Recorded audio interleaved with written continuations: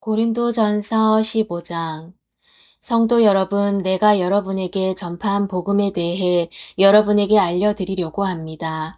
여러분이 받아 그 안에 굳게 선 복음 말입니다. 내가 여러분에게 전파한 말씀을 굳게 붙들고 헛되이 믿지 않으면 여러분은 이 복음으로 구원을 얻습니다. 내가 받은 가장 중요한 것을 여러분에게 전해 주었습니다. 그리스도께서 성경에 기록된 대로 우리 죄를 위해 죽으신 것과 장사 지낸 바 되었다가 성경에 기록된 대로 3일 만에 다시 살아나셨다는 것과 그리고는 베드로에게 나타나시고 그 후에 12제자에게 나타나시고 그 후에 한 번에 500명이 넘는 사람들에게도 나타나셨다는 사실입니다. 그 사람들 중에는 이미 죽은 사람들도 있지만 대부분은 아직도 살아 있습니다. 그 후에 야고보에게 그 다음에 모든 사도들에게 나타나시고 맨 마지막으로 조사나와 같은 나에게도 나타나셨습니다. 나는 모든 사도들 중에서 가장 작은 사람입니다. 나는 과거에 하나님의 교회를 핍박했던 사람이기 때문에 사도라고 불릴 자격이 없습니다. 그러나 지금의 나는 하나님의 은혜로 된 것이므로 내게 베푸신 그분의 은혜가 헛되지 않습니다. 나는 다른 사도들보다 더 열심히 일하였습니다. 그러나 그 일은 내가 한 것이 아니라 나와 함께 하시는 하나님의 은혜로 한 것이었습니다. 내가 되었든지 아니면 그 사람들이 되었든지 간에 우리가 전파한 복음은 이런 내용이고 여러분은 이것을 믿었습니다. 그리스도께서 죽은 자들 가운데서 다시 살아나셨다고 우리가 전파하는데 여러분 중에서 죽은 자들의 부활이 없다고 말하는 사람이 있는 것은 어찌된 일입니까? 죽은 자들의 부활이 없다면 그리스도께서도 다시 살아나지 못하셨을 것입니다. 그리고 그리스도께서 다시 살아나지 못하셨다면 우리가 전파한 복음도 헛되며 여러분의 믿음도 헛될 것입니다. 그뿐만이 아닙니다. 우리는 하나님께서 그리스도를 다시 살리셨다고 그분에 대해 증언했으니 하나님에 대해 거짓 증언한 사람들로 판명될 것입니다. 죽은 자들이 다시 살아나지 못한다면 하나님께서 그리스도를 다시 살리지 않았을 것입니다. 참으로 죽은 자들이 다시 살아나는 일이 없다면 그리스도께서도 다시 살아나지 못했을 것입니다.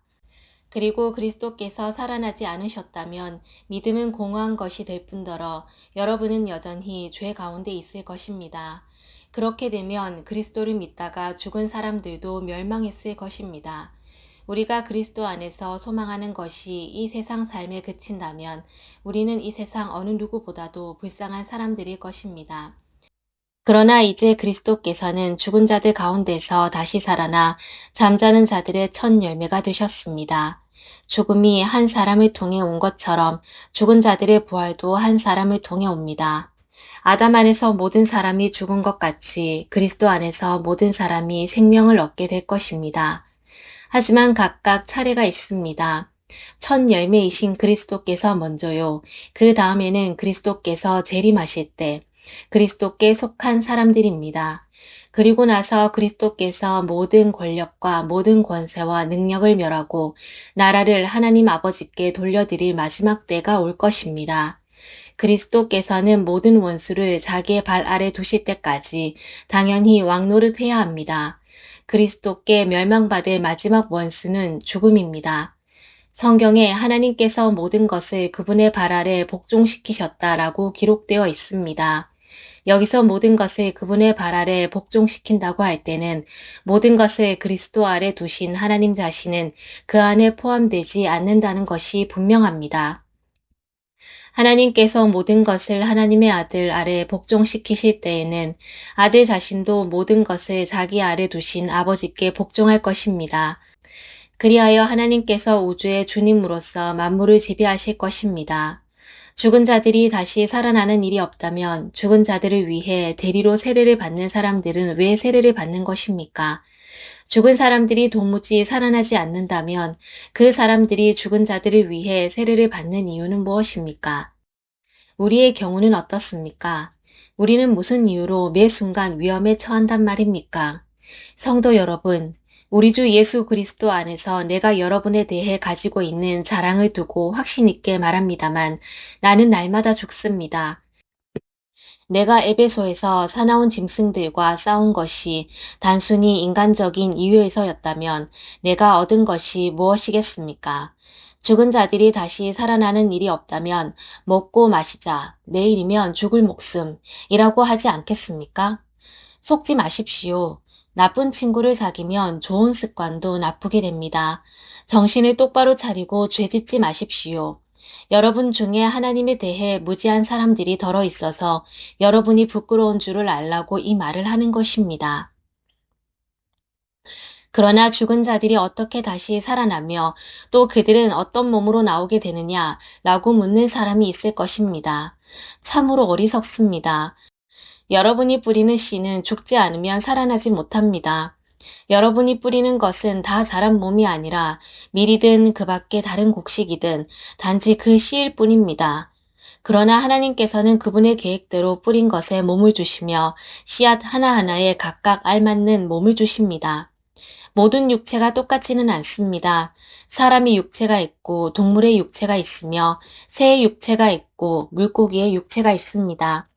또한 하늘에 속한 몸만 있는 것이 아니라 땅에 속한 몸도 있습니다. 그러나 하늘에 속한 영광과 땅에 속한 영광이 각각 다릅니다. 해와 달과 별의 영광이 각각 다르고 별들 사이에서도 그 영광은 각기 다릅니다. 죽은 자들의 부활도 이와 같습니다.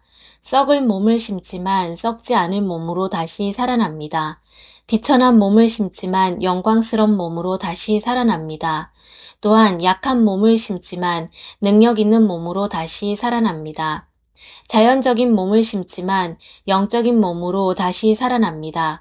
자연적인 몸이 존재한다면 영적인 몸도 존재합니다. 성경에 첫사람 아담이 살아있는 존재가 되었다고 기록된 것처럼 마지막 아담은 생명을 주는 영이 되었습니다. 그러나 신령한 몸이 먼저 있었던 것은 아닙니다. 자연적인 몸이 먼저 있었고 그 후에 신령한 몸이 왔습니다. 첫사람은 땅의 흙에서 나왔고 둘째 사람은 하늘에서 났습니다. 땅에 속한 사람들은 땅에 속한 그 사람과 같고 하늘에 속한 사람들은 하늘에 속한 그분과 같습니다. 우리가 땅에 속한 사람의 형상을 지니고 있는 것처럼 하늘에 속한 분의 형상을 지니게 될 것입니다.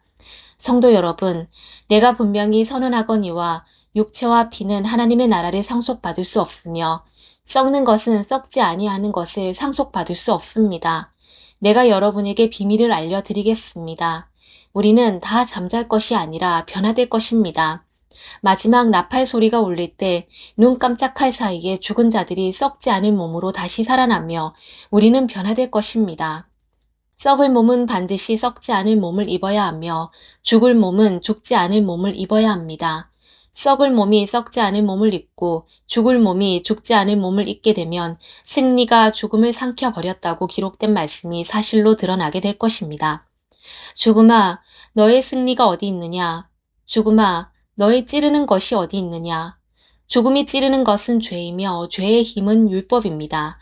그러나 우리 주 예수 그리스도를 통해 우리에게 승리를 주시는 하나님께 감사합니다. 그러므로 나의 사랑하는 성도 여러분, 굳게 서서 흔들리지 말고 항상 주님의 일을 위해 자신을 들이십시오.